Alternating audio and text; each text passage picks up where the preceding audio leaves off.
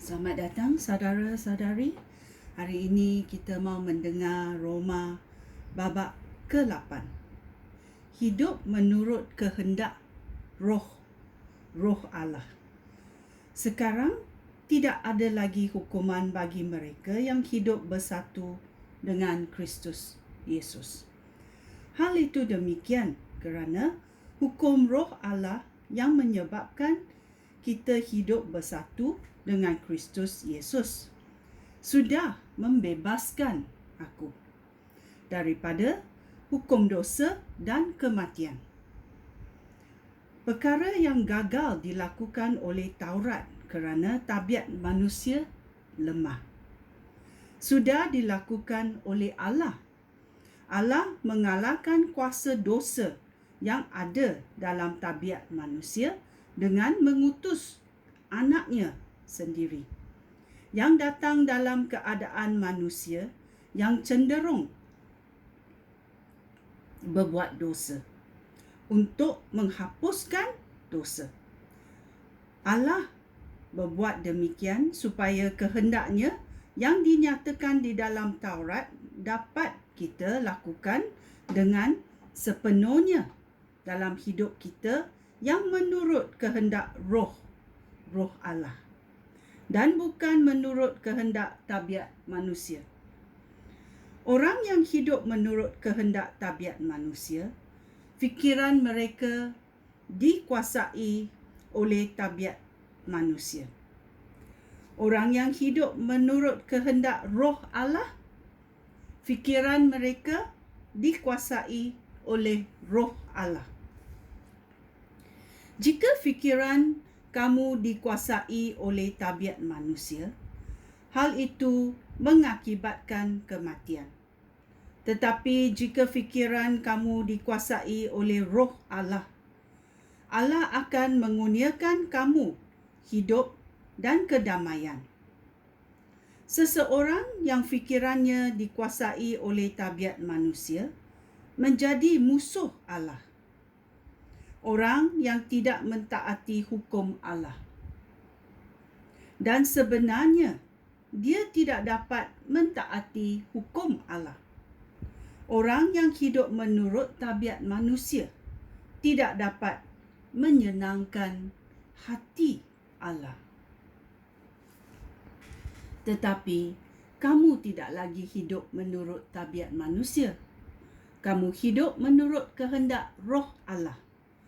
Jika roh Allah menguasai hidup kamu, sesiapa tidak mempunyai roh Kristus, orang itu bukan milik Kristus.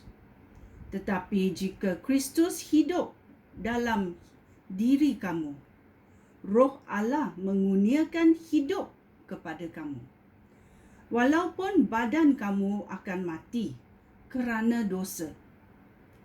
Hal itu demikian kerana kamu sudah berbaik semula dengan Allah. Jika roh Allah yang membangkitkan Kristus daripada kematian hidup dalam diri kamu, Dia yang membangkitkan Kristus daripada kematian itu juga akan menghidupkan badan kamu yang fana. Dia melakukannya dengan rohnya yang hidup di dalam diri kamu. Amin. Sungguh baiknya. Oleh itu, saudara-saudara aku, inilah kewajipan kita. Kita tidak boleh hidup menurut kehendak tabiat manusia. Jika kamu hidup menurut tabiat manusia, kamu akan mati. Tetapi, jika dengan kuasa roh Allah, kamu mematikan semua perbuatan kamu yang berdosa, kamu akan hidup. Amin. Orang yang dipimpin oleh roh Allah ialah anak-anak Allah. Roh yang dikurniakan oleh Allah kepada kamu tidak memperhambakan kamu sehingga kamu hidup dalam ketakutan. Sebaliknya, roh Allah menjadikan kamu anak-anak Allah. Dan dengan kuasa Roh Allah, kita memanggil Allah Bapa. Ya, Bapa aku di syurga. Amin. Roh Allah bersama dengan roh kita menyatakan bahawa kita anak-anak Allah. Kerana kita anak-anak Allah, kita akan menerima berkat-berkat yang disediakan oleh Allah untuk umatnya. Bersama dengan Kristus, kita juga akan menerima segala yang sudah disediakan oleh Allah untuk Dia. Kerana jika kita menderita bersama-sama Kristus, kita juga akan mendapat kemuliaannya. Kemuliaan yang kekal. Ayat 18. Pada pendapat aku, segala penderitaan yang kita alami sekarang tidak dapat dibandingkan dengan kemuliaan yang akan ditunjukkan kepada kita. Dengan penuh kerinduan, alam semesta menanti-nantikan masanya Allah menunjukkan anak-anaknya. Alam semesta sudah dibiarkan menjadi sia-sia, bukan kerana kehendak sendiri, tetapi kerana Allah menetapkannya demikian. Meskipun demikian, ada juga harapan bahawa pada suatu hari alam semesta akan dibebaskan daripada kuasa yang menghancurkannya, lalu menikmati kebebasan dan kemuliaan dengan anak-anak Allah. Kita tahu bahawa sehingga saat ini alam semesta merintih kesakitan seperti kesakitan yang dialami wanita yang bersalin. Bukan sahaja alam semesta yang merintih, tetapi kita juga merintih dalam batin. Kita yang sudah menerima Roh Allah sebagai kurnia Allah yang pertama pun masih menunggu masanya Allah menjadikan kita anak-anaknya dan membebaskan diri kita seluruhnya. Kerana dengan berharap kita diselamatkan. Tetapi jika kita boleh melihat apa yang kita harapkan, maka hal itu bukan lagi harapan. Siapakah mengharapkan sesuatu yang sudah dilihatnya? Tetapi jika kita mengharapkan sesuatu yang belum kita lihat, kita menunggu dengan sabar. Begitu juga Roh Allah datang menolong kita yang lemah ini. Kita tidak tahu bagaimana kita patut berdoa. Roh Allah itu sendiri bermohon kepada Allah dengan erangan yang tidak dapat diutarakan dengan kata-kata. Allah yang mengetahui isi hati manusia, mengerti apa yang dimaksudkan oleh roh itu.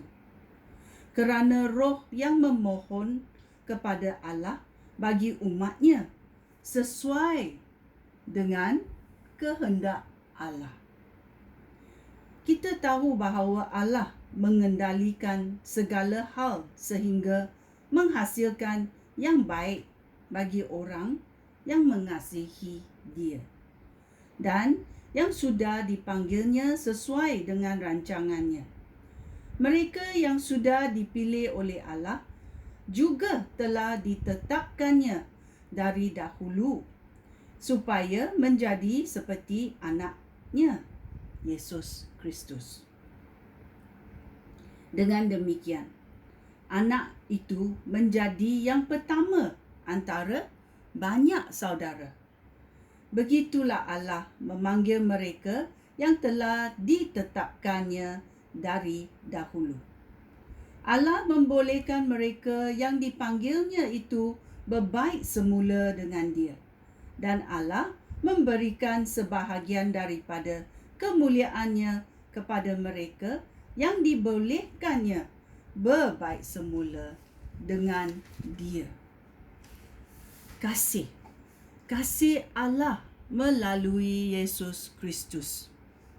Ayat 31. Oleh itu, apakah yang boleh kita katakan sekarang tentang semua itu? Jika Allah berpihak kepada kita, siapakah dapat melawan kita? Allah tidak menghalang anaknya mengalami penderitaan, tetapi mempersembahkan anaknya sebagai korban untuk kita semua. Jika Allah mengurniakan kita anaknya sendiri, tidakkah Dia akan memberikan segala sesuatu yang lain? Siapakah berani menuduh kita, umat yang sudah dipilih oleh Allah? Tiada seorang pun, kerana Allah sendiri mengatakan kita tidak bersalah. Siapakah dapat mengalahkan kita? Tiada seorang pun. Kerana Kristus Yesus membela kita. Dialah yang sudah mati. Bahkan sudah dibangkitkan daripada kematian dan berada di sebelah kanan Allah. Apakah yang dapat menghalang Kristus mengasihi kita? Tiada satu pun dapat menghalang Kristus mengasihi kita. Baik kesusahan, kesukaran, penayaan, kelaparan, kemiskinan, bahaya maupun kematian. Seperti yang tertulis di dalam Alkitab. Sepanjang masa kami menghadapi bahaya maut kerana Engkau, Allah. Kami diperlakukan seperti domba yang akan disembelih. Tidak, dalam semuanya kita mendapat kemenangan yang sempurna daripada Dia yang mengasihi kita, iaitu Yesus Kristus. Aku yakin bahawa tiada sesatu pun dapat menghalang Kristus mengasihi kita. Baik kematian maupun kehidupan. Baik malaikat maupun penguasa lain di angkasa. Baik hal-hal yang berlaku sekarang maupun pada masa yang akan datang. Baik hal-hal di langit maupun yang di bumi. Tidak ada sesuatu pun di dalam alam semesta yang dapat menghalang Allah mengasihi kita. Seperti yang sudah ditunjukkannya melalui Kristus Yesus, Tuhan kita. Ya, Tuhan Yesus Kristus mati disalib oleh manusia. Tetapi Yesus Kristus melakukannya menurut kehendak Allah. Dan pada hari ketiga, Yesus dibangkitkan semula oleh Allah. Kerana Yesus hidup, kita yang percaya kepada Yesus hidup juga. So, kita mesti merenung dan tahu dalam hati kita bahawa kita hidup dalam Kristus. Sekian, terima kasih. Shalom.